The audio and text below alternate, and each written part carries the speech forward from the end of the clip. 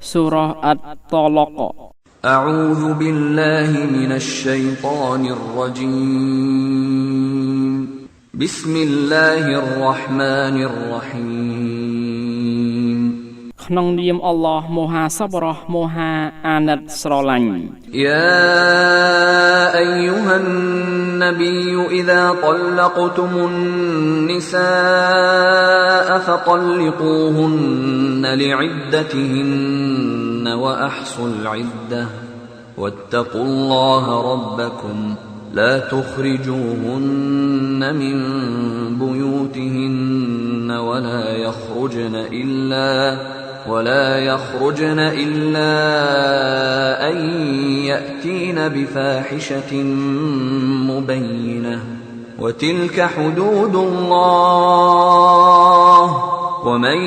يتعد حدود الله فقد ظلم نفسه لا تدري لعل الله يحدث بعد ذلك أمرا អោណាប៊ីកាលណាពួកអ្នកបានលែងលះភរិយាចូលពួកអ្នកលែងលះពួកនាងដោយគិតដល់រយៈពេលគឺអ៊ីដាស់ពួកនាងហើយចូលពួកអ្នករាប់រយៈពេលចូលពួកអ្នកគោរពកោតខ្លាចអល់ឡោះម្ចាស់ពួកអ្នកចូលពួកអ្នកកុំបណ្ដេញពួកនាងពីគេហដ្ឋានពួកនាងហើយពួកនាងមិនត្រូវចេញដែរលើកលែងករណីពួកនាងនាំមកនៅអំពើអាស្រូវភាសមួយជាក់ច្បាស់ទាំងនេះហើយជាគោលខណ្ឌទាំងឡាយរបស់អល់ឡោះជនណាដែលបំពានគោលខណ្ឌអល់ឡោះជននោះពិតជាបានសាងអំពើអយុត្តិធម៌ចំពោះខ្លួនឯងផ្ទាល់អ្នកមិនដឹងទេសង្ឃឹមថាអល់ឡោះនឹងបង្កើតបន្ទាប់ពីនេះនៅបទបញ្ជាថ្មីទៀត فإذا بلغن أجلهن فأمسكوهن بمعروف أو فارقوهن بمعروف وأشهدوا ذوي عدل منكم وأقيموا الشهادة لله ذلكم يوعظ به من كان يؤمن بالله واليوم الآخر ومن يتق الله يجعل له مخرجا កាលណាពួកនាងបានជិតដល់អញ្ញាយុកាលគឺអ៊ីដារបស់ពួកនាងហើយពេលនោះចូលពួកអ្នករក្សាគឺវិលទៅរកពួកនាងវិញដោយសមរម្យឬពួកអ្នកបែកគ្នានឹងពួកនាងដោយសមរម្យហើយចូលពួកអ្នកយកធ្វើជាសាក្សី2នាក់ដែលជាអ្នកមានយុត្តិធម៌ក្នុងចំណោមពួកអ្នកហើយចូលពួកអ្នកតាំងសាក្សីចំពោះអល់ឡោះនេះហើយ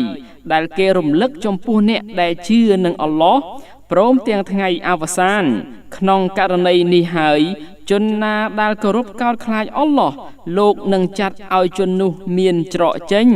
ويرزقه من حيث لا يحتسب ومن يتوكل على الله فهو حسبه إن الله بالغ أمره قد جعل الله لكل شيء قدرا ហើយលោកពិតជានឹងផ្ដល់ប្រតិលាភទៅជននោះដោយគេនឹកស្មានមិនដល់ហើយជនណាដែលប្រគល់ក្តីទុកចិត្តលើអល់ឡោះគឺលោកនឹងបង្គ្រប់គ្រាន់ឲ្យជននោះអល់ឡោះពិតជាអ្នកសម្រេចបទបញ្ជារបស់លោកពិតជាបានចាត់នៅរាល់វត្ថុឲ្យមានការកំណត់មួយ واللائي يئسن من المحيض من نسائكم إن ارتبتم فعدتهن 3 أشهر واللائي لم يحضن وأولاة الأحمال أجلهن أن يضعن حملهن ومن يتق الله يجعل له من أمره يسرا ពួកនារីដែលអស់សង្ឃឹមពីការមានរដូវនៃភរិយាពួកអ្នកបើពួកអ្នកកើតមានសង្ស័យរយៈពេលពួកនាងគឺ3ខែដូចនេះដែរនារីដែលគ្មានរដូវចំណែកនារីដែលមានផ្ទៃពោះអញ្ញាយុការបស់ពួកនាងគឺពួកនាងប្រសូតហើយជនណា ដែលគោរពកោតខ្លាចអល់ឡោះលោកនឹងចាត់ឲ្យជននោះងាយស្រួលពីការងាររបស់គេ ذلك أمر الله أنزله إليكم ومن يتق الله يكفر عنه سيئاته ويعظم له أجرا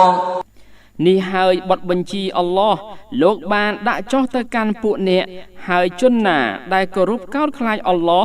លោកនឹងលុបចោលពីជននោះនៅអកុសលរបស់គេហើយលោកនឹងពង្រីកឲ្យជននោះមានរង្វាន់កាន់តែធំឡើង أسكنوهن من حيث سكنتم من وجدكم ولا تضاروهن لتضيقوا عليهن وإن كن أولات حمل فأنفقوا عليهن حتى يضعن حملهن فإن أرضعن لكم فآتوهن أجورهن وأتمروا بينكم بمعروف وإن تعاسرتم فسترضع له أخرى ចូលពួកអ្នកផ្ដល់លំនៅឋានដល់ពួកនាងតាមតែដែលពួកអ្នកបានស្នាក់នៅអំពីលទ្ធភាពរបស់ពួកអ្នកហើយចូលពួកអ្នកកុំព្យាបាទពួកនាងដើម្បីពួកអ្នកនឹងធ្វើឲ្យចង្អៀតទៅលើពួកនាងបើពួកនាងជាអ្នកមានទម្ងន់ចូលពួកអ្នកផ្ដល់ជីវភាពទៅលើពួកនាងរហូតដល់ពួកនាងសម្រាលផ្ទៃពួកនាងបើពួកនាងបានបំបៅទារកឲ្យពួកអ្នកចូលពួកអ្នកផ្ដល់ជូនទៅពួកនាងនៅតម្លៃឈ្នួលរបស់ពួកនាងចូលពួកអ្នកពិគ្រោះគ្នារវាងពួកអ្នកដោយសមរម្យបើពួកអ្នកទាំងសងខាងបានជួបប្រទះនឹងការលំបាកគឺនារីផ្សេងទៀតនឹងបំបៅឲ្យទារកនោះ لينفق ذو سعة من سعته ومن قدر عليه رزقه فلينفق مما آتاه الله لا يكلف الله نفسا إلا ما آتاها سيجعل الله بعد عسر يسرا អ្នកដែលធូរធារត្រូវតែផ្ដល់ជីវភាពតាមការធូរធាររបស់គេហើយជនណាដែលត្រូវបានគេដាក់កម្រិតទៅលើជននោះនៅប្រតិលាភរបស់គេជននោះត្រូវតែផ្ដល់ជីវភាពតាមអ្វីដែលអល់ឡោះបានផ្ដល់ឲ្យអល់ឡោះនឹងមិនបង្ខិតបង្ខំចំពោះរូបណាមួយលើសពីអ្វីដែលលោកបានផ្ដល់ឲ្យនោះឡើយបន្ទាប់ពីការលំបាកលោកនឹងចាត់នៅការងាយស្រួលវិញ وكأين من قرية عتت عن أمر ربها ورسله فحاسبناها حسابا شديدا وعذبناها عذابا نكرا តើប៉ុន្មានហើយនៃភូមិករដែលបានបំពេញពីបទបញ្ជារបស់ម្ចាស់គេនិងរបស់រ៉ូសូលលោក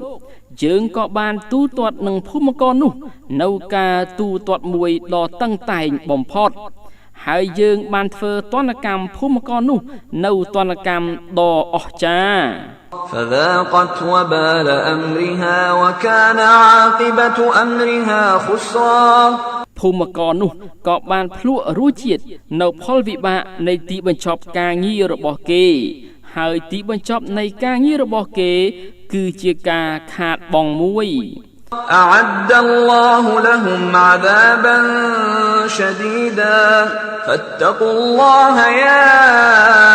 أولي الألباب الذين آمنوا قد أنزل الله إليكم ذكرا អល់ឡោះបានរៀបចំឲ្យពួកគេនៅទណ្ឌកម្មដ៏តឹងរឹងបំផុតចូលពួកអ្នកគោរពកោតខ្លាចអល់ឡោះឲ្យអ្នកដែលមានបញ្ញាញាណដែលបានជឿអល់ឡោះពិតជាបានដាក់ចុះទៅកាន់ពួកអ្នកនៅការរលឹកមួយ رسولا يتلو عليكم آيات الله مبينات ليخرج الذين ليخرج الذين آمنوا وعملوا الصالحات من الظلمات إلى النور ومن يؤمن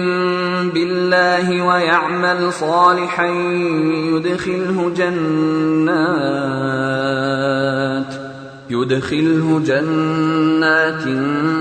تجري من تحتها الأنهار خالدين فيها أبدا قد أحسن الله له رزقا គឺរ៉ូសូលម្នាក់នឹងសូត្រទៅលើពួកអ្នកនៅអាយិតអល់ឡោះដ៏ចាស់ច្បាស់ដើម្បីលោកនឹងបញ្ចេញពួកដែលបានជឿនិងបានសាងអំពើកុសលទាំងឡាយពីភាពងងឹតទៅកាន់ពន្លឺរស្មីហើយជនដែលបានជឿនឹងអល់ឡោះនិងសាងអំពើកុសលលោកនឹងបញ្ចូលជននោះទៅស្ថានសួគីដែលមានទន្លេទាំងឡាយហូរពីក្រោមនោះជាពួកអនន្តកាលនៅក្នុងនោះជារៀងរហូតអល់ឡោះពិតជាប្រទានឲ្យជននោះនៅប្រតិលាភមួយដ៏ល្អ الله الذي خلق 7 سماوات ومن الأرض مثلهن يتنزل الأمر بينهن لتعلموا أن الله على كل شيء قدير وأن الله قد أحاط بكل شيء علما អល់ឡោះដែលបានបង្កើត7មេឃហើយនឹងដីប្រៀបដូចមេឃដែរក្នុងរវាងទាំងអស់នេះបទបញ្ជាចុះមកដើម្បីឲ្យពួកអ្នកបានដឹងថាអល់ឡោះពិតជាអ្នកមានសមត្ថភាពបំផុតនៅលើរាល់វត្ថុហើយអល់ឡោះពិតជាជ្រាបនៅការយល់ដឹងចំពោះរាល់វត្ថុទាំងអស់